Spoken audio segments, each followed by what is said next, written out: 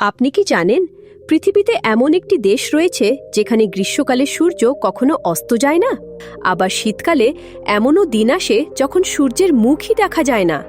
আরও আশ্চর্যের বিষয় হল এই দেশটির নিজস্ব কোনো মুদ্রাও নেই। এমনকি মানুষ এখানে গাড়ির বদলে হেলিকপ্টারে কিংবা কুকুরে টানা স্লেজের মাধ্যমে যাতায়াত করে। এই দেশে একটিও রাস্তা নেই, নেই কোনো রেলপথ, নেই অভ্যন্তরীণ জলপথ।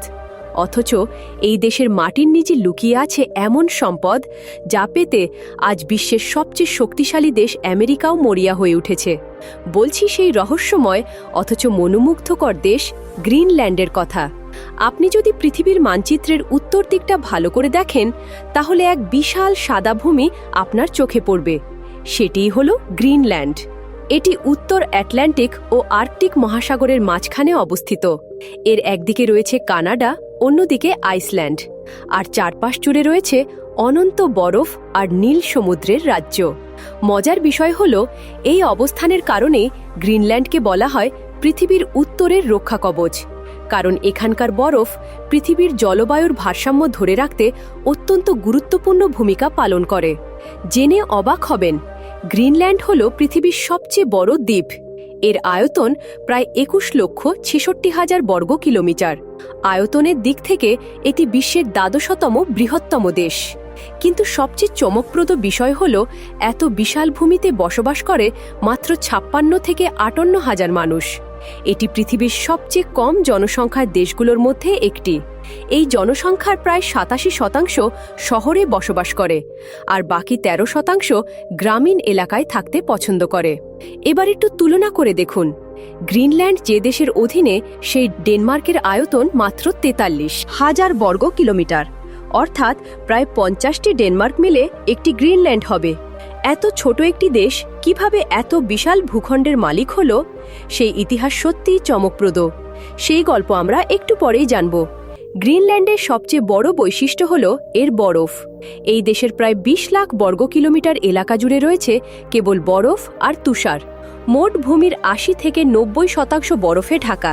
কোনো কোনো জায়গায় বরফের পুরুত্ব 3 কিলোমিটার পর্যন্ত পৌঁছে যায়। এই কারণে গ্রিনল্যান্ডকে পৃথিবীর দ্বিতীয় সবচেয়ে মোটা বরফের দেশ হিসেবে গণ্য করা হয়। সম্প্রতি বিজ্ঞানীদের এক গবেষণায় জানা গেছে যে গ্রিনল্যান্ডের এই বরফ প্রায় 26 লক্ষ বছর পুরনো।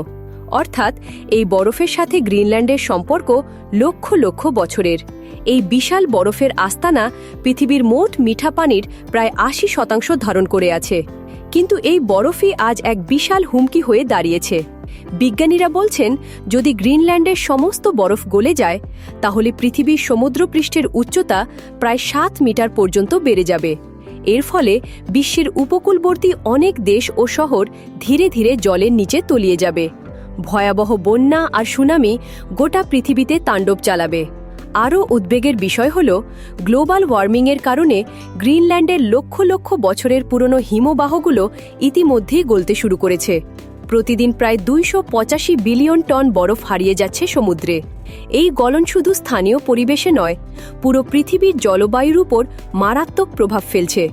এই কারণে গ্রিনল্যান্ডকে অনেকে বিশ্বের জন্য একটি সম্ভাব্য বিপদ সংকেত হিসেবে দেখেন। গ্রিনল্যান্ডের জলবায়ু অত্যন্ত কঠোর। এটি পৃথিবীর সবচেয়ে ঠান্ডা দেশগুলোর একটি। গ্রীষ্মকালেও এখানে তাপমাত্রা 10 থেকে 15 ডিগ্রি সেলসিয়াসের বেশি হয় না, আর শীতকালে তাপমাত্রা নেমে যায় -20 থেকে -30 ডিগ্রি সেলসিয়াস পর্যন্ত।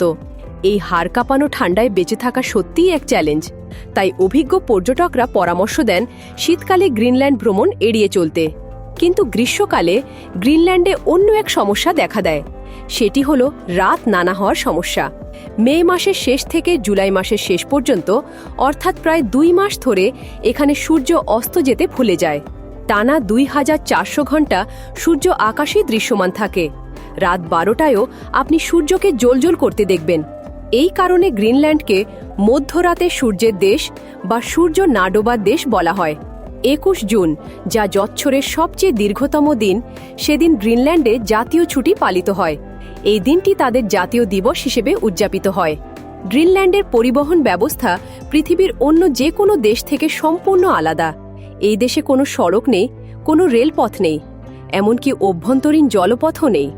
বছরের অধিকাংশ সময় বরফে ঢাকা থাকে রাস্তাঘাট, নদী, এমনকি খাল বিলও। তাহলে মানুষ চলাচল করে কিভাবে? এখানে মানুষ যাতায়াত করে বিমান ও হেলিকপ্টারে। গ্রামীণ ও প্রত্যন্ত অঞ্চলে মানুষ ব্যবহার করে স্লেজ, কায়াক ও স্নোশু। স্লেজ হল বরফের উপর চলার জন্য তৈরি বিশেষ যান। এগুলো বানানো হয় রেনডিয়ার হরিণের খুলি, তিমির চোয়াল, সিল মাছের হাড় এবং কাঠ দিয়ে। এই স্লেজ টানে প্রশিক্ষিত কুকুরের দল। গ্রিনল্যান্ডবাসীদের কাছে এই কুকুরগুলো অত্যন্ত প্রিয় ও বিশ্বস্ত সঙ্গী। এই ডগ স্লেজ অনেকটা সান্তা ক্লজের গাড়ির মতো দেখতে, তবে এখানে ঘোড়া বা রেনডিয়ার নয়, কুকুরেরাই প্রধান চালিকা। শক্তি: গ্রিনল্যান্ডে প্রায় 30,000 গাড়ি আছে, কিন্তু এগুলোর বেশিরভাগই গ্যারেজে পড়ে ধুলো খাচ্ছে অথবা বরফে জমে অচল হয়ে গেছে, কারণ চালানোর মতো রাস্তাই তো নেই। এই কারণে গ্রিনল্যান্ড পৃথিবীর সবচেয়ে কম পেট্রোল খরচের দেশ হিসেবে পরিচিত। গাড়ি না চললে দূষণও হয় না, তাই গ্রিনল্যান্ড বিশ্বের সবচেয়ে কম দূষিত দেশগুলোর একটি। এখানে নেই কোনো কারখানা, নেই শিল্প কারখানার ধোঁয়া। যদি আপনি দূষণ ও গন্ধ থেকে মুক্তি চান, তাহলে গ্রিনল্যান্ড আপনার জন্য স্বর্গ। অন্য দেশ থেকে সরাসরি গ্রিনল্যান্ডে যাওয়ার প্রায় অসম্ভব, কারণ এখানে নেই কোনো আন্তর্জাতিক ফেরি সার্ভিস। যদিও দেশটি সমুদ্রবেষ্টিত, কিন্তু বিশাল বরফে ঘেরা উপকূলের চারপাশে এক প্রাকৃতিক দেয়াল তৈরি করেছে। গ্রিনল্যান্ডে পৌঁছাতে হলে ডেনমার্ক বা আইসল্যান্ড হয়ে আসতে হয়। দেশটিতে প্রায় 16টি বড় শহর থাকলেও এক শহর থেকে আরেক শহরে যাতায়াত করা অত্যন্ত কষ্টসাধ্য। গ্রিনল্যান্ডের ইতিহাস এর বরফের মতোই স্তরে স্তরে জমে থাকা হাজার বছরের স্মৃতি। আজ যে ভূমিটাকে আমরা বিশাল এক বরফের দেশ হিসেবে দেখি, এর শুরুটা হয়েছিল আজ থেকে প্রায় 5,000 বছর আগে। হ্যাঁ, ঠিক শুনেছেন, খ্রিস্টপূর্ব প্রায় 4000 সালে এই বরফাচ্ছন্ন ভূমিতে প্রথম মানুষের পদচিহ্ন পড়ে। তারা ছিল ইনুইট জনগোষ্ঠী, যাদের পশ্চিমা বিশ্ব একসময় এস্কিমো বলে ডাকত।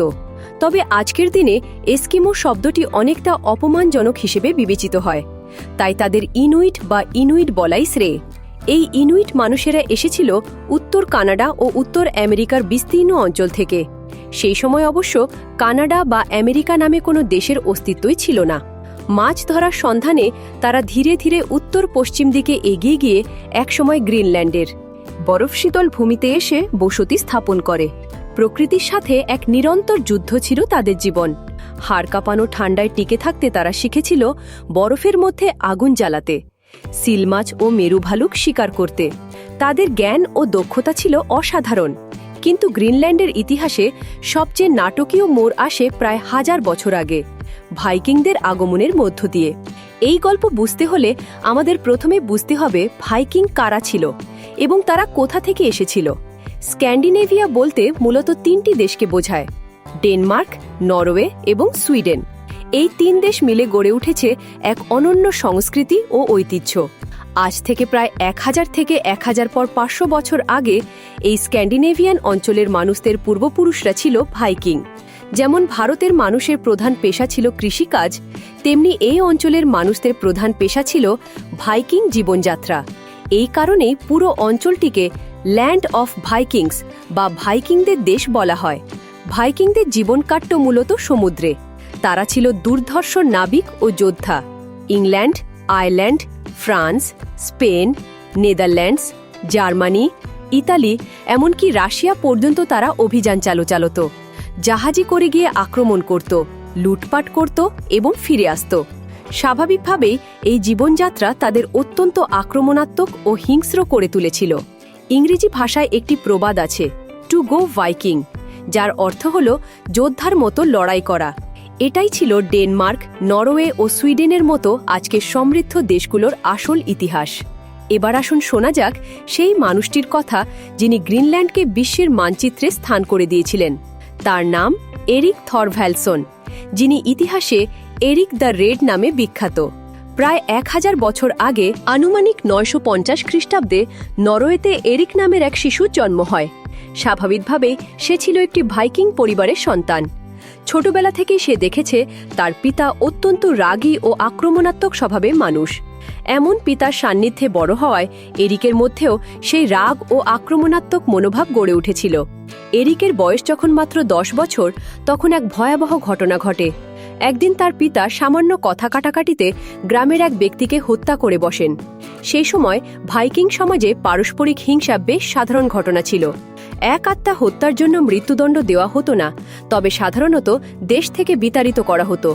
এরিকের পিতার ক্ষেত্রেও তাই হলো। তাকে নরওয়ে থেকে নির্বাসিত করা হলো। নরওয়ে ছেড়ে এরিকের পিতা তার পুরো পরিবার নিয়ে উত্তর পশ্চিম দিকে চলে গেলেন এবং নরওয়ের কাছে অবস্থিত আইসল্যান্ড নামের দ্বীপে বসতি স্থাপন করলেন। কিছুদিন পর এরিকের পিতার মৃত্যু হল, কিন্তু এরিক আর নরওয়েতে ফিরে গেলেন না। তিনি তার স্ত্রী ও সন্তানদের নিয়ে আইসল্যান্ডেই থেকে যাওয়ার সিদ্ধান্ত নিলেন।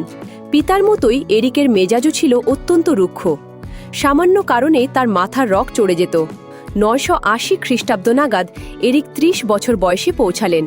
স্ত্রী সন্তানদের নিয়ে সুখেই চলছিল তার জীবন, কিন্তু সেই সুখে যেন গ্রহণ লাগল এক অপ্রত্যাশিত ঘটনায়। এরিক একটি জমিতে বাড়ি বানাতে চাইছিলেন, তাই তিনি তার 2 চাকরকে সেখানে খনন কাজের দায়িত্ব দিলেন। কিন্তু এই খননের ফলে পাশের জমিতে ভূমিধস হল এবং প্রতিবেশীর বাড়ি ভেঙে পড়ল। সৌভাগ্যবশত সেই সময় প্রতিবেশীর পরিবার বাড়িতে ছিল না, তাই কেউ মারা যায়নি। কিন্তু ক্ষুব্ধ প্রতিবেশী প্রতিশোধ দিতে এরিকের 2 চাকরকে হত্যা করল। এই খবর পেয়ে এরিকের মাথা গরম হয়ে গেল। ক্রোধের বশে তিনি সোজা গিয়ে সেই প্রতিবেশীকে খুন করে ফেললেন। ফলাফল, তার পিতার মতোই তাকেও আইসল্যান্ড থেকে নির্বাসিত করা হলো। আদালতের রায় অনুযায়ী 3 বছর তিনি আইসল্যান্ডের মাটিতে পা রাখতে পারবেন না। এখন এরিকের সামনে 2টো পথ, হয় 3 বছর সমুদ্রে ভেসে বেড়াতে হবে, নয়তো অন্য কোথাও গিয়ে থাকতে হবে। তিনি সিদ্ধান্ত নিলেন পশ্চিম দিকে যাত্রা করবেন। নিজের পরিবার এবং কয়েকজন বিশ্বস্ত সঙ্গী নিয়ে এক বড় জাহাজে চেপে তিনি আইসল্যান্ড ছেড়ে বেরিয়ে পড়লেন। এই সময়ে তার একটি বিখ্যাত নাম ছড়িয়ে পড়েছিল, এরিক দ্য রেড, কারণ তার দাড়ি ছিল লালচে রঙের। এরিক উত্তর পশ্চিম দিকে যাত্রা শুরু করলেন। তিনি চেয়েছিলেন সমুদ্রে বা কোনো দূরের দ্বীপে কয়েক মাস কাটিয়ে দিতে, কিন্তু যেমনটা কলম্বাসের সাথে ঘটেছিল, এরিকের সাথেও ঠিক তেমনটাই ঘটল। তিনি পশ্চিম দিকে এগিয়ে যেতে লাগলেন, আরও এগিয়ে যেতে লাগলেন। একদিন তিনি এক বিশাল বরফাচ্ছন্ন উপকূলে এসে পৌঁছালেন। দেখলেন সমুদ্র এখানে শেষ হয়ে গেছে এবং সামনে বিস্তীর্ণ ভূখণ্ড দৃশ্যমান। এরিক, তার পরিবার এবং সঙ্গীরা সেই নতুন ভূমিতে পা রাখলেন এবং সেখানেই বসবাস শুরু করলেন। পুরো 3 বছর অর্থাৎ 36 মাস তারা এই অচেনা দেশে কাটালেন। কিন্তু এরিকের মনে ছিল এক সুদূর প্রসারী পরিকল্পনা। তিনি চাইছিলেন এই নতুন ভূমিকে মানুষ দিয়ে ভরে তুলতে, এখানে এক নতুন বসতি গড়ে তুলতে। 36 মাস পূর্ণ হতেই এরিক আইসল্যান্ডে ফিরে গেলেন। তার শাস্তির মেয়াদ শেষ হয়েছে, তাই তিনি এখন আইসল্যান্ডে প্রবেশ করতে পারবেন। সেখানে পৌঁছে তিনি এক রহস্যময় গল্প ছড়িয়ে দিলেন। বললেন যে তিনি এক অপূর্ব সুন্দর নতুন ভূমি আবিষ্কার করেছেন, যেখানে তিনি গত 3 বছর কাটিয়েছেন। আর সেই জায়গার নাম তিনি দিলেন গ্রিনল্যান্ড, অর্থাৎ সবুজের দেশ। এখন প্রশ্ন হলো, যে দেশের 90% বরফে ঢাকা, সেই দেশের নাম সবুজের দেশ কেন? আসলে এরিক ছিলেন একজন চতুর মানুষ। তিনি জানতেন, যদি এই জায়গার নাম দেন বরফের দেশ, তাহলে কেউ সেখানে যেতে চাইবে না। তাই মানুষকে আকৃষ্ট করার জন্য তিনি ইচ্ছাকৃতভাবে নাম রাখলেন গ্রিনল্যান্ড। এটি ছিল মূলত এক ধরনের বিজ্ঞাপন, মার্কেটিং কৌশল। আর এই কৌশল কাজ করল। আইসল্যান্ডও তো মূলত বরফে ঢাকা দেশ। সেখানকার অনেক মানুষ সবুজ প্রকৃতির স্বপ্ন দেখত। এরিকের মুখে গ্রিনল্যান্ডের কথা শুনে প্রায় 400 জন মানুষ হরিত ভূমির সন্ধানে এরিকের সাথে 25টি জাহাজে চেপে গ্রিনল্যান্ডের উদ্দেশ্যে রওনা দিল। এটি ঘটেছিল 986 খ্রিস্টাব্দে। কিন্তু গ্রিনল্যান্ডে পৌঁছে তারা কি দেখল? 1 কিলোমিটারেরও বেশি পুরো বরফের চাদর। পুরো ভূমি জুড়ে সাদা বরফ ছাড়া আর কিছুই নেই। সবুজ তো দূরের কথা, একটি ঘাসের তিলকাও জন্মায় না এখানে। এই দৃশ্য দেখে অনেকে হতাশ হয়ে ফিরে গেল, কিন্তু কিছু মানুষ এরিকের সাথে সেখানে থেকে গেল এবং তারা এই জায়গাকে গ্রিনল্যান্ড বলেই ডাকতে থাকল। আর সেই নামই আজ পর্যন্ত টিকে আছে। এরপর শতাব্দীর পর শতাব্দী ধরে আইসল্যান্ড, ডেনমার্ক এবং নরওয়ে থেকে ধীরে ধীরে মানুষ গ্রিনল্যান্ডে গিয়ে বসতি স্থাপন করতে থাকে। বিশেষত মাছ ধরার ব্যবসা সেখানে বেশ জমজমাট হয়ে উঠেছিল। এই ইউরোপীয় বসতি স্থাপনকারীরা সেখানকার আদিবাসী ইনুইট জনগোষ্ঠীর সাথে বিনিময় প্রথায় ব্যবসা শুরু করল। ধীরে ধীরে গ্রিনল্যান্ডের জনসংখ্যা কয়েকশো থেকে কয়েক হাজারে পৌঁছে গেল এই সমস্ত বসতি স্থাপনকারীদের মধ্যে ডেনমার্ক থেকে আসা মানুষের সংখ্যা ছিল সবচেয়ে বেশি। এই বিষয়টি পরবর্তীতে গ্রিনল্যান্ডের ভাগ্য নির্ধারণ করে দেয়। এরিক দ্য রেডের আগমনের পর থেকে গ্রিনল্যান্ডে ইউরোপীয়দের বসতি ক্রমশ বাড়তে থাকে, কিন্তু সময়ের সাথে সাথে সেই ভাইকিং সভ্যতা ধীরে ধীরে হারিয়ে যায়।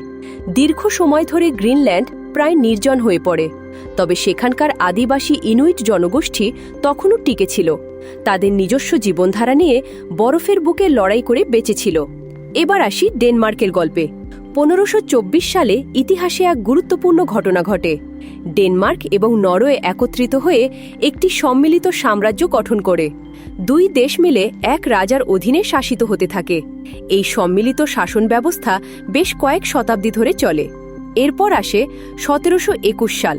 এই বছর ডেনমার্ক এবং নরওয়ের সম্মিলিত সাম্রাজ্যের এক নাগরিক হ্যান্স এগেডে রাজার কাছ থেকে অনুমতি নিয়ে গ্রিনল্যান্ডের নতুন ব্যবসা শুরু করেন। তিনি সেখানে মিশনারি কার্যক্রমও চালান, খ্রিস্ট ধর্ম প্রচারের উদ্দেশ্যে। এরপর থেকে ডেনমার্ক থেকে প্রচুর মানুষ কাজের সন্ধানে গ্রিনল্যান্ডে পাড়ি জমাতে থাকে। ধীরে ধীরে গ্রিনল্যান্ডের জনসংখ্যা হাজার হাজারে পৌঁছে যায়। 1814 সালে আরেকটি বড় পরিবর্তন আসে। নরওয়ে এবং ডেনমার্ক আবার আলাদা হয়ে যায়। দুটি দেশ স্বতন্ত্র স্বাধীন রাষ্ট্র হিসেবে আত্মপ্রকাশ করে। এখন প্রশ্ন দাঁড়ালো, গ্রিনল্যান্ড কার হাতে যাবে? সেই সময় গ্রিনল্যান্ডে নরওয়ের তুলনায় ডেনমার্কের মানুষ অনেক বেশি সংখ্যায় বসবাস করত। তাই ডেনমার্ক গ্রিনল্যান্ডের উপর নিজেদের মালিকানা ঘোষণা করে দেয়। নরওয়ে সেই সময় কোনো আপত্তি জানায়নি।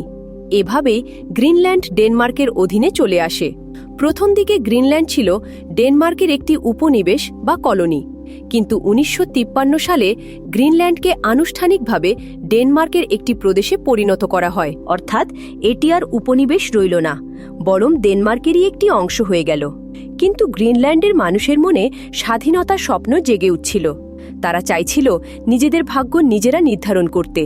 এই দাবির প্রেক্ষিতে 1979 সালে গ্রিনল্যান্ড প্রথমবারের মতো হোম রুল বা স্বশাসনের অধিকার পায়। এর ফলে তারা নিজেদের আলাদা সরকার গঠন করতে পারল। এরপর 2009 সালে পাশ হয় ঐতিহাসিক সেলফ গভর্নমেন্ট অ্যাক্ট। এই আইনের মাধ্যমে গ্রিনল্যান্ড একটি স্বায়ত্তশাসিত অঞ্চলে মর্যাদা লাভ করে। এখন থেকে শিক্ষা, স্বাস্থ্য, পুলিশ, কর, খনিজ সম্পদ, বাণিজ্য এবং স্থানীয় আইন প্রণয়ন, এই সমস্ত বিষয় গ্রিনল্যান্ডের নিজস্ব সরকার ও জনগণ নিজেরাই পরিচালনা করতে শুরু করে। তবে আজও গ্রিনল্যান্ড সম্পূর্ণ স্বাধীন নয়। দেশটির প্রতিরক্ষা, পররাষ্ট্রনীতি, নাগরিকত্ব এবং পাসপোর্ট, এই বিষয়গুলো এখনও ডেনমার্কের হাতে। গ্রিনল্যান্ডে বসবাসকারী সকল মানুষ আনুষ্ঠানিকভাবে ডেনিশ নাগরিক। ডেনমার্কই তাদের প্রতিরক্ষা ব্যবস্থা সরবরাহ করে। এছাড়াও গ্রিনল্যান্ড আর্থিক সহায়তার জন্য অনেকটাই ডেনমার্কের উপর নির্ভরশীল। মজার বিষয় হল, গ্রিনল্যান্ডের মতো ডেনমার্কের আরও একটি স্বায়ত্তশাসিত অঞ্চল রয়েছে। সেটির নাম ফ্যারো আইল্যান্ড, যা আইসল্যান্ড, যুক্তরাজ্য এবং নরওয়ের মাঝখানে উত্তর আটলান্টিক মহাসাগরে অবস্থিত।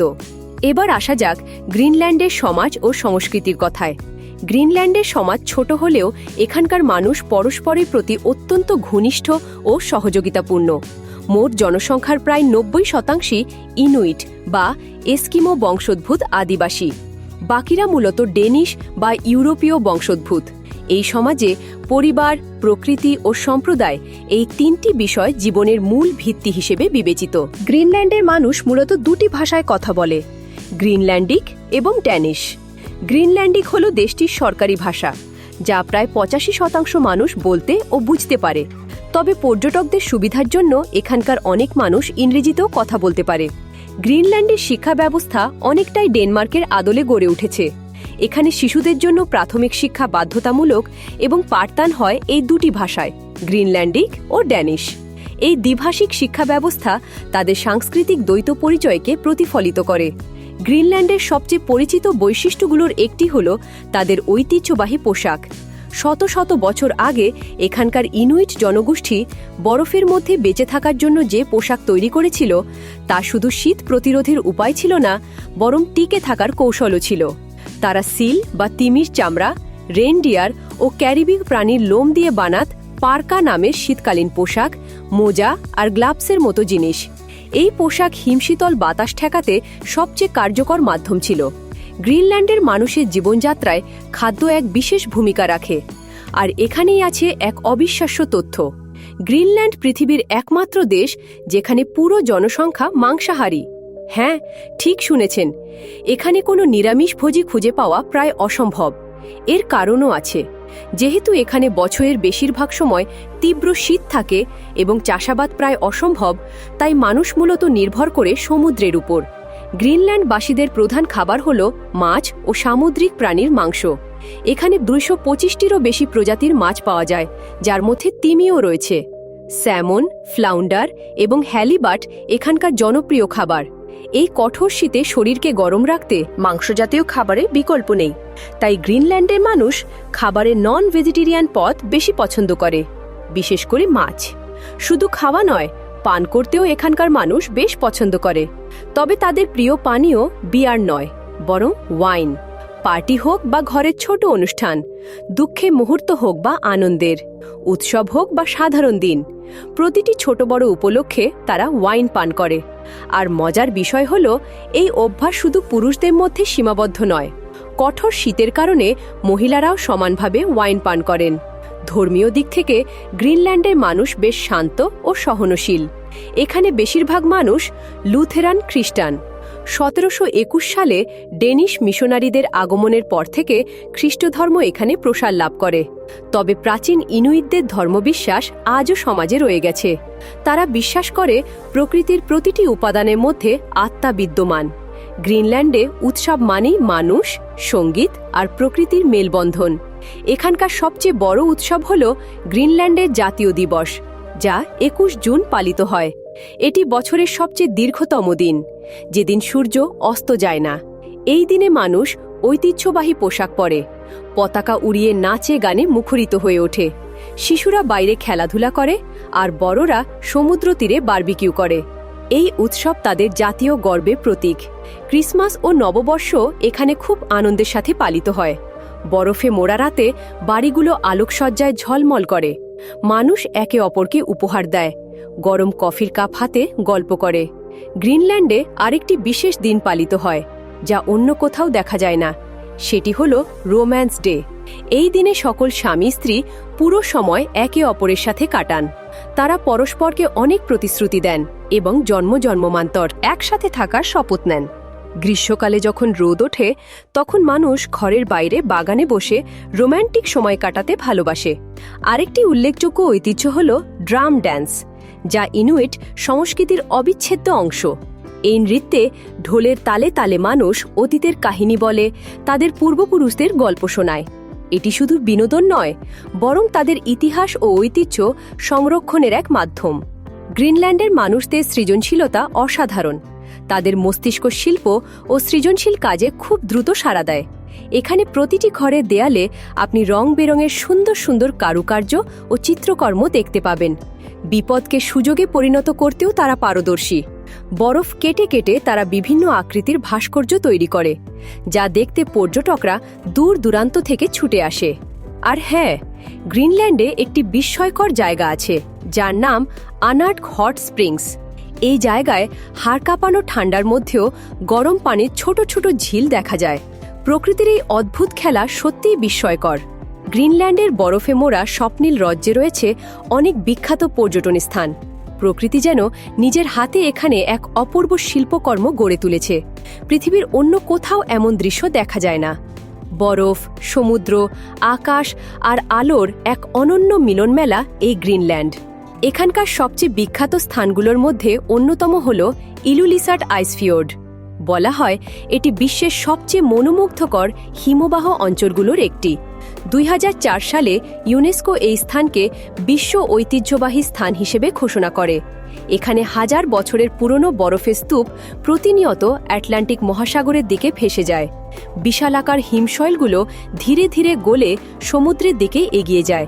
সেই দৃশ্য দেখার জন্য প্রতি বছর হাজার হাজার পর্যটক ভিড় জমায়। সাদা বরফের পাহাড় নীল সমুদ্রের বুকে ভাসতে ভাসতে এতে এগিয়ে যাওয়ার দৃশ্য যেন কোনো স্বপ্নের মতো মনে হয়। কিন্তু গ্রিনল্যান্ডের সবচেয়ে বড় চমক হল নর্দার্ন লাইটস বা অরোরা বোরিয়ালিস। এটি প্রকৃতির এমন এক জাদু যা দেখলে মনে হয় স্বর্গ থেকে আলো নেমে এসেছে। আকাশ জুড়ে সবুজ, বেগুনি, নীল ও গোলাপি আলোর ঢেউ যেন পর্দার মতো নাচতে থাকে। এই দৃশ্য দেখে মনে হবে যেন প্রকৃতি নিজের হাতে রঙের খেলা খেলছে। স্থানীয়দের কাছে এটি এক পবিত্র ও রহস্যময় ঘটনা। প্রাচীন ইনুইটরা বিশ্বাস করত এই আলো হল তাদের পূর্বপুরুষদের আত্মার নৃত্য। ভ্রমণকারীদের কাছে এটি জীবনে একবার দেখার মতো অভিজ্ঞতা। হাড় কাঁপানো ঠান্ডা উপেক্ষা করে অনেকে এখানে ঘন্টার পর ঘন্টা অপেক্ষা করেন শুধু সেই জাদুকরী আলোয় আকাশ দেখার জন্য। শীতকালের অন্ধকার রাতে যখন এই আলো আকাশে ফুটে ওঠে তখন মনে হয় পুরো মহাবিশ্ব স্থির হয়ে গেছে। এই অভিজ্ঞতা কোনো ক্যামেরায় ধারণ করা যায় না, শুধু অনুভব করা যায়। দেশটির আরও একটি অনন্য স্থান হল কাঙ্গারলুসুয়া গ্লেসিয়ার অঞ্চল। এটি গ্রিনল্যান্ডের সবচেয়ে সহজে প্রবেশযোগ্য হিমবাহ এলাকা। এখানে পর্যটকরা সরাসরি বরফের উপর হাঁটতে পারেন। আইস ট্রেকিং বা স্নো হাইকিং করে বরফের বুকে অভিযানে যেতে পারেন। সবচেয়ে আকর্ষণীয় বিষয় হল এখানকার আইস কেভ বা বরফের গুহা। এই গুহার ভেতরে ঢুকলে দেখা যায় নীলচে আলোয় ভরা স্বচ্ছ বরফের দেয়াল, যা সূর্যের আলোয় হীরার মতো ঝলমল করে। মনে হয় যেন কোনো রূপকথার রাজ্যে প্রবেশ করেছেন। গ্রিনল্যান্ড শুধু বরফ আর হিমবাহের দেশ নয়, এখানে রয়েছে অসাধারণ পাহাড়ি সৌন্দর্য। গ্রিনল্যান্ডের নানো রটালিক শহরের আশেপাশের পাহাড়গুলোকে স্থানীয়রা স্কাই স্ক্র্যাপার অফ নেচার বা প্রকৃতির গগনচুম্বী অট্টালিকা বলে থাকে, কারণ এই পাহাড়গুলো যেন আকাশ ছুঁয়ে উঠেছে। নিচে গলে যাওয়া হিমবাহগুলো গড়ে তুলেছে এক মনোমুগ্ধকর উপত্যকা। পাহাড়ের চূড়া থেকে ভেসে আসা নদী ও ঝর্ণাগুলো এই দৃশ্যকে আরও জীবন্ত করে তোলে। পর্যটকরা এখানে হাইকিং করতে করতে প্রকৃতির এই চমৎকার খেলায় মগ্ন হতে পারেন। ছবি তোলার জন্য এটি যেন এক স্বর্গীয় স্থান। গ্রিনল্যান্ডের পশ্চিম উপকূলও ভ্রমণকারীদের জন্য এক অনন্য অভিজ্ঞতার ক্ষেত্র। এখানে অবস্থিত ডিস্কো বে সমুদ্রপ্রেমীদের স্বপ্নের ঠিকানা। বিশাল বরফখণ্ডে ঘেরা এই জাদুকরী অঞ্চল গ্রীষ্মকালে প্রাণবন্ত হয়ে ওঠে, কারণ এই সময় এখানে দেখা যায় হামব্যাক, ফিন এবং বেলুগা প্রজাতির তিমি। বরফের মধ্যে ভেসে থাকা তিমির পিঠের ঝলক চোখে পড়ার মুহূর্তটি দর্শকের মনে স্থায়ী ছাপ ফেলে। সমুদ্রের নীরবতা এবং হিমশৈলের চমৎকার সৌন্দর্য একসাথে মিলে তৈরি করে এক আবহমান পরিবেশ, যা সত্যি জীবনে একবার দেখা উচিত। এছাড়াও উত্তরের দিকে এগোলেই দেখা মেলে উপার্নাভিক উপকূল। এই স্থানটি ১০০টিরও বেশি ছোট ছোট দ্বীপ নিয়ে গঠিত। প্রতিটি দ্বীপের চারপে চাফের স্তূপ, মাঝে মাঝে দেখা মেলে নীলচে হিমবাহের টুকরো। এখানে স্থানীয় মৎস্যজীবীরা কাঠের নৌকায় বরফের ফাঁকে ভেসে বেড়ান। এই দৃশ্য প্রকৃতির সাথে মানুষের সমন্বয় ও সহাবস্থানের এক জীবন্ত চিত্র উপস্থাপন করে। গ্রিনল্যান্ডের ছোট ছোট শহরগুলো বরফের মাঝে মানবিক উষ্ণতার নিদর্শন। নুক হল দেশটির রাজধানী এবং সবচেয়ে প্রাণবন্ত শহর। এখানে আধুনিকতা আর ঐতিহ্য একসাথে দেখা যায়। দেশের মোট জনসংখ্যার প্রায় ১/৩ অর্থাৎ প্রায় ১৯,০০০ এরও বেশি মানুষ এই শহরে বসবাস করে। নুক শহরে রয়েছে university of Greenland, art museum, sports stadium, cultural centre এবং আন্তর্জাতিক বিমানবন্দর।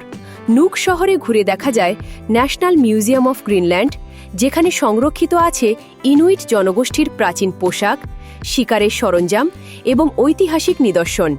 এখানকার বিশেষ আকর্ষণ হল কিলাকিতশক মমিস। এটি ৫০০ বছরের পুরনো ইনুইট নারী ও শিশুর দেহাবশেষ, যা বিশ্বের অন্যতম সুসংরক্ষিত মমি হিসেবে বিখ্যাত। বরফের কারণে এই মৃতদেহগুলো এত দীর্ঘ সময় ধরে অক্ষত রয়ে গেছে। অন্যদিকে সিসিমিউট হল গ্রিনল্যান্ডের দ্বিতীয় বৃহত্তম শহর। এটি সংস্কৃতি এবং অভিযাত্রার কেন্দ্র হিসেবে পরিচিত। এখানে দেখতে পাওয়া যায় ঐতিহ্যবাহী কাঠের গির্জা, স্থানীয় বাজার এবং কুকুর টানা স্লেজে চড়ে শহর ঘোরার সুযোগ। সিসিমিউটের বার্ষিক স্নো ফেস্টিভ্যাল গ্রিনল্যান্ডের অন্যতম বড় উৎসব। এই উৎসবে স্থানীয়রা বরফের ভাস্কর্য বানায়, গান গায় এবং বরফের মাঝে আগুন জ্বালিয়ে একসাথে গল্প বলে। এই শহরটি পর্যটককে গ্রিনল্যান্ডের মানবিক, সাংস্কৃতিক এবং প্রাকৃতিক সৌন্দর্য একসাথে উপভোগ করার সুযোগ দেয়। গ্রিনল্যান্ড শুধু বরফের জন্য নয়, এর অসাধারণ জীববৈচিত্র্যের জন্যও বিখ্যাত। এই দেশ ফ্লোরা ও ফনার দিক থেকে প্রকৃতির প্রথম পছন্দ। এখানে শত শত প্রজাতির প্রাণী, হাজার হাজার প্রজাতির সামুদ্রিক জীব এবং প্রায় ২৩০ প্রজাতির পাখি পাওয়া যায়। এছাড়াও সারা বছর প্রায় ৪০০ প্রজাতির ফুলের সুগন্ধ গ্রিনল্যান্ডকে সতেজ রাখে। পোলার বিয়ার বা মেরু ভালুক গ্রিনল্যান্ডের সবচেয়ে আইকনিক প্রাণী। এরা ভয়ানক শীতে বাস করতে পছন্দ করে, তাই গ্রিনল্যান্ড তাদের আদর্শ আবাসস্থল। গ্রিনল্যান্ড পোলার বিয়ারকে তাদের জাতীয় প্রাণী হিসেবে ঘোষণা করেছে, তবে পর্যটকদের সাবধান থাকতে হয়। পোলার বিয়ার সাধারণত বিনা কারণে মানুষের উপর আক্রমণ করে না, কিন্তু এরা অত্যন্ত বিপজ্জনক। দূর থেকে দেখাই শ্রেয়। ভুলেও এদের ক্ষতি করার চেষ্টা করবেন না, কারণ স্থানীয় মানুষ ও আইন এদের সুরক্ষায় অত্যন্ত কঠোর। পোলার বিয়ার ছাড়াও এখানে দেখা মেলে আর্কটিক ফক্স, নেকড়ে, হরিণ, সাদা খরগোশ এবং মাস্ক অক্সের। গ্রিনল্যান্ড সমুদ্রের স্যামন, ফ্লাউন্ডার এবং হ্যালিবার্ট মাছ খেয়ে বেঁচে থাকা সামুদ্রিক ইগালেরও একমাত্র ঠিকানা। এই ইগাল পৃথিবীর অন্যান্য সমুদ্র অঞ্চলেও দেখা যায়, তবে গ্রিনল্যান্ড তাদের প্রিয় আবাসস্থল। গ্রিনল্যান্ডে মাত্র একটি জাতীয় উদ্যান রয়েছে, কিন্তু সেটি বিশ্বের সবচেয়ে বড় জাতীয় উদ্যান। North east Greenland national park প্রায় 9,72,000 বর্গ কিলোমিটার এলাকা জুড়ে বিস্তৃত। এটি দ্বীপের উত্তর পূর্বাংশের বেশিরভাগ অংশ জুড়ে আছে। এই পার্কে গাছপালা, ছোট ছোট গুল্ম এবং রংবেরঙের ফুল দেখা যায়। আগস্ট মাসে এখানকার দৃশ্য স্বর্গের মতো হয়ে ওঠে। বরফের চাদরে ঢাকা গ্রিনল্যান্ড সূর্যের আলোয় সোনালি রং ধারণ করে। উপরে নীল আকাশ, নিচে সাদা বরফ, এই দৃশ্য অত্যন্ত মনোমুগ্ধকর।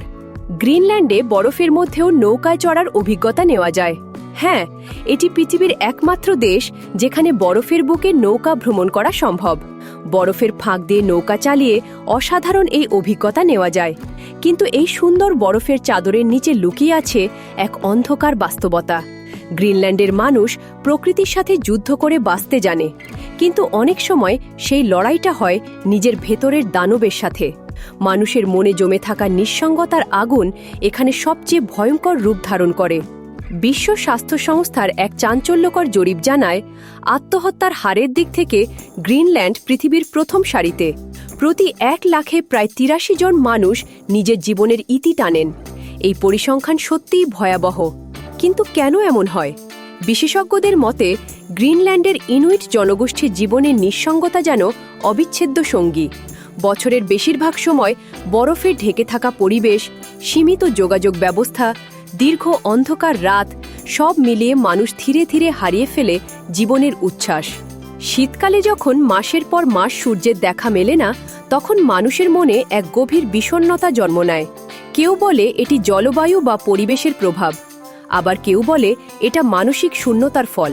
ছোট ছোট বিচ্ছিন্ন জনবসতি, পরিবার থেকে দূরে থাকা, আধুনিক সুযোগ সুবিধার অভাব, এই সব কিছু মিলে মানুষকে ধীরে ধীরে হতাশার দিকে ঠেলে দেয়।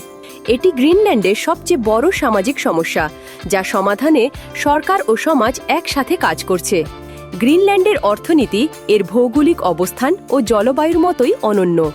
এই দেশে কামাইয়ের প্রধান মাধ্যম হল মাছ ধরা শিল্প, পর্যটন, খনিজ উত্তোলন এবং কিছুটা কৃষিকাজ। তবে এর মধ্যে মাছ ধরা শিল্পই সবচেয়ে বেশি অবদান রাখে। গ্রিনল্যান্ডের চারপাশের সমুদ্রে 225টিরও বেশি প্রজাতির মাছ পাওয়া যায়, যার মধ্যে তিমিও রয়েছে। এই দেশ বিশ্বের সবচেয়ে বেশি প্রজাতির মাছের জন্য পরিচিত। এর মধ্যে এমন কিছু মাছও আছে যারা পানির পাশাপাশি বরফের উপরেও সাঁতার কাটতে পারে। মাছ ধরা এখানকার মানুষের প্রিয় পেশা, এবং মাছ রপ্তানি করে গ্রিনল্যান্ড প্রতি বছর বিপুল অর্থ আয় করে। কৃষিকাজের কথা বলতে গেলে এখানে কিছু শাকসবজি ও ফল উৎপাদন হয়, তবে পরিমাণ এতটাই কম যে রপ্তানির সুযোগ প্রায় নেই বললেই চলে। বেশিরভাগ খাদ্যদ্রব্য বাইরে থেকে আমদানি করতে হয়। পর্যটন শিল্পের কথা বললে গ্রিনল্যান্ডে পর্যটকরা আসেন ঠিকই, তবে সংখ্যায় খুব বেশি নয়। কঠিন যাতায়াত ব্যবস্থা, চরম আবহাওয়া এবং উচ্চ খরচ, এই 3টি কারণে অনেকেই গ্রিনল্যান্ড ভ্রমণ থেকে বিরত থাকেন। তাই পর্যটন এখনও দেশের অর্থনীতিতে প্রত্যাশিত অবদান রাখতে পারছে না। দেশটির মোট জিডিপি প্রায় 3.5 বিলিয়ন মার্কিন ডলার এবং মাথাপিছু আয় প্রায় 57,000 মার্কিন ডলার। তবে এই আয়ের একটা বড় অংশ আসে ডেনমার্কের আর্থিক সহায়তা থেকে। মজার বিষয় হল, গ্রিনল্যান্ডের নিজস্ব কোনো মুদ্রা নেই। তারা ডেনিশ ক্রোন ব্যবহার করে, যা ডেনমার্কের মুদ্রা। এটিও তাদের ডেনমার্কের উপর নির্ভরশীলতার আরেকটি উদাহরণ। কিন্তু গ্রিনল্যান্ডে আসল সম্পদ লুকিয়ে আছে তার বরফের নিচে, এবং এখানেই শুরু হয় আন্তর্জাতিক রাজনীতির এক জটিল খেলা। গ্রিনল্যান্ডের বরফ গলার সাথে সাথে উন্মোচিত হচ্ছে এর আরেকটি নতুন মুখ, অমূল্য প্রাকৃতিক সম্পদ।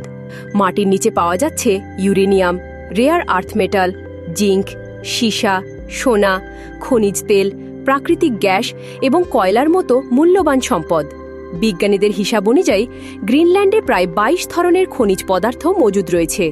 এই সম্পদগুলো যদি সঠিকভাবে উত্তোলন করা যায় তাহলে গ্রিনল্যান্ড বিশ্বের অন্যতম ধনী দেশে পরিণত হতে পারে। কিন্তু এখানে একটি বড় সমস্যা আছে। গ্লোবাল ওয়ার্মিং ও পরিবেশগত ঝুঁকির কথা বিবেচনা করে ডেনমার্ক এখন পর্যন্ত গ্রিনল্যান্ড থেকে পেট্রোলিয়াম বা অন্যান্য খনিজ সম্পদ উত্তোলনের কাজ শুরু করেনি। তারা জানে এই সম্পদ উত্তোলন করতে গেলে পরিবেশের যে ক্ষতি হবে তা হয়তো কখনো পূরণ করা সম্ভব হবে না। তাই তারা এই বিষয়ে অত্যন্ত সতর্ক। কিন্তু বিশ্বের সবচেয়ে শক্তিশালী দেশ আমেরিকার চোখ এই সম্পদের উপর পড়েছে এবং এখানেই গল্প আরও জটিল হয়ে ওঠে। আমেরিকার প্রেসিডেন্ট ডোনাল্ড ট্রাম্প প্রকাশ্যেই গ্রিনল্যান্ড কেনার ইচ্ছা প্রকাশ করেছেন। তিনি বলেছেন যে আমেরিকার জাতীয় নিরাপত্তা ও স্বার্থের জন্য গ্রিনল্যান্ড অত্যন্ত গুরুত্বপূর্ণ। কিন্তু আসল কারণ কি? ট্রাম্প প্রশাসনের দেখানো কারণ হল রাশিয়াকে মোকাবেলা করা। আমেরিকা ও রাশিয়ার সম্পর্ক এখন সর্বনিম্ন পর্যায়ে।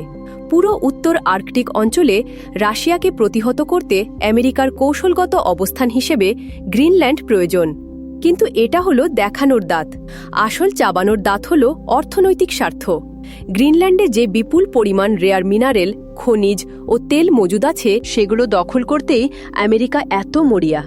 ডোনাল্ড ট্রাম্প তার নিজের কোম্পানি এবং তার সাথে সম্পর্কিত আমেরিকান ব্যবসা প্রতিষ্ঠানগুলো চায় গ্রিনল্যান্ডের উপর নিয়ন্ত্রণ নিয়ে সেখান থেকে এই ২২ ধরনের খনিজ ও তেল উত্তোলন করে সারা বিশ্বে বাণিজ্য করতে। পরিবেশ বা গ্লোবাল ওয়ার্মিং এসব নিয়ে ট্রাম্পের কোনো মাথা ব্যথা নেই। তিনি একাধিকবার জলবায়ু পরিবর্তনকে প্রতারণা বলে উড়িয়ে দিয়েছেন। তাই পরিবেশের ক্ষতির কথা ভেবে তিনি থামবেন না। ট্রাম্প ডেনমার্ককে সাম, দাম, দণ্ড, ভেদ যে কোনো উপায়ে গ্রিনল্যান্ড হস্তগত করতে চান। তিনি এমনকি স্পষ্ট বলেছেন যে প্রয়োজনে সামরিক শক্তি প্রয়োগ করতেও তিনি পিছপা হবেন না। এখন প্রশ্ন হল, গ্রিনল্যান্ডের মাত্র ৫৫,০০০ মানুষকে যদি মাথাপিছু $৫০০,০০০ করেও দেয়া হয় তাহলেও ট্রাম্প পুরো জনগোষ্ঠীকে কিনে ফেলতে পারেন। কিন্তু প্রশ্ন হল, সেই মানুষেরা কি বিক্রি হতে রাজি? এটা সময়ই বলবে। তবে ডেনমার্ক এই বিষয়ে অত্যন্ত কঠোর অবস্থান নিয়েছে। ডেনমার্কের প্রধানমন্ত্রী স্পষ্ট জানিয়ে দিয়েছেন যে গ্রিনল্যান্ড বিক্রয়যোগ্য নয়। এমনকি তিনি আদেশ দিয়েছেন যে গ্রিনল্যান্ডে যদি কোনো আমেরিকান সৈন্য অবৈধভাবে প্রবেশ করে তাহলে তাদের দেখামাত্র গুলি করার নির্দেশ দেওয়া হয়েছে। অবশ্য একটা কথা মনে রাখতে হবে, গ্রিনল্যান্ড যেহেতু ডেনমার্কের অংশ তাই এটি স্বয়ংক্রিয়ভাবে ন্যাটো জোটেরও অংশ।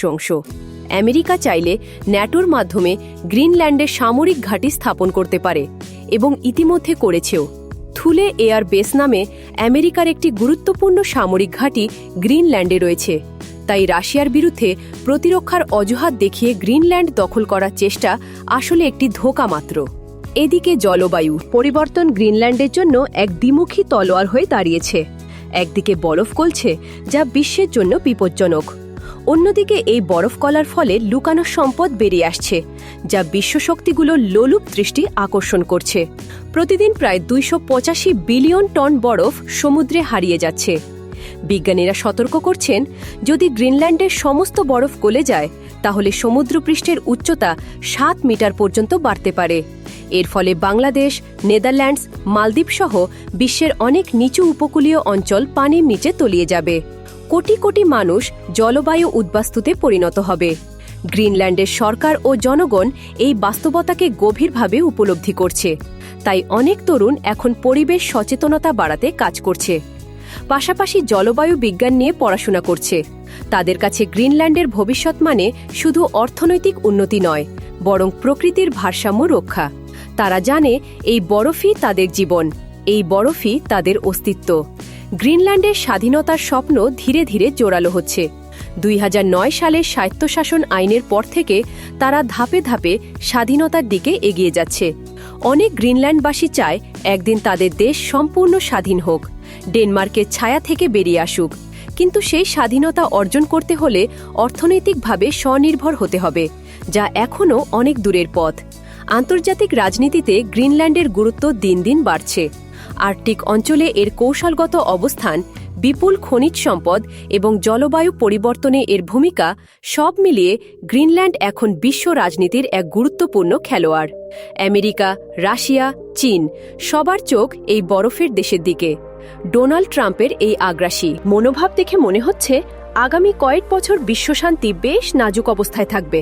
একটি ছোট্ট দ্বীপ নিয়ে বড় শক্তিগুলোর এই টানাপোড়েন নতুন সংঘাতের জন্ম দিতে পারে। তবে সবকিছুর পরেও গ্রিনল্যান্ডের মানুষ বেশ সুখী ও প্রশান্ত জীবনযাপন করে। অর্থনৈতিক সীমাবদ্ধতা সত্ত্বেও তারা মস্ত ও খুশি থাকতে জানে। প্রকৃতির কোলে, বরফের বুকে তাদের জীবন যেন এক ভিন্ন ছন্দে বাঁধা। গ্রিনল্যান্ড ভ্রমণ করতে চাইলে কিছু বিষয় মাথায় রাখতে হবে। ভিসা পেতে সাধারণত ৩০ দিনের মধ্যেই হয়ে যায়। ৬ থেকে ৭ দিনের ভ্রমণে খরচ পড়বে প্রায় ১ থেকে ২ লক্ষ টাকা। তাই বাজেট ভালো করে তৈরি করে যাওয়াই ভালো। আর সবচেয়ে ভালো সময় হলো অগস্ট মাস, যখন আবহাওয়া কিছুটা সহনীয় থাকে এবং প্রকৃতি তার সেরা রূপ ধারণ করে।